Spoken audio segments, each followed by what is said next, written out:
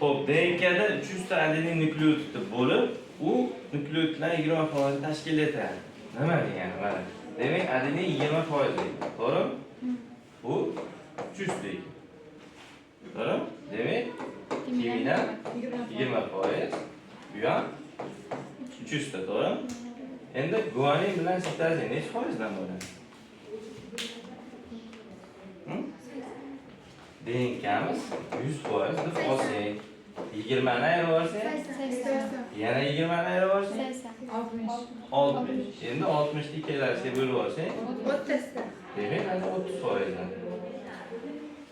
Endi bu 300. Tushundingmi?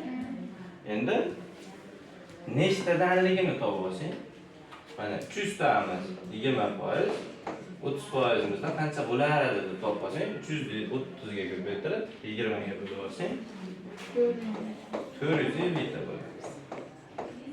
450 ta.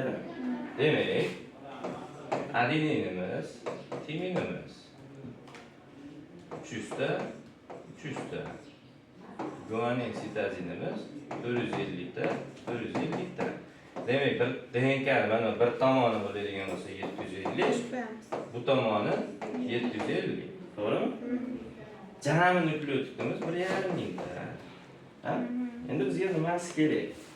DNKdan sintezlangan RNKda nechta nukleotid bor? Demak, DNKmiz 2 zanjirli, RNKmiz 1 zanjirli. Demak, DNKning bir zanjirida nechta nukleotid bor? 750. Mana tomonda mana 750 ta. Mana 750 degan javob. B javob bo'ladi. Tushunarli? Yozib o'yla daftarlarga.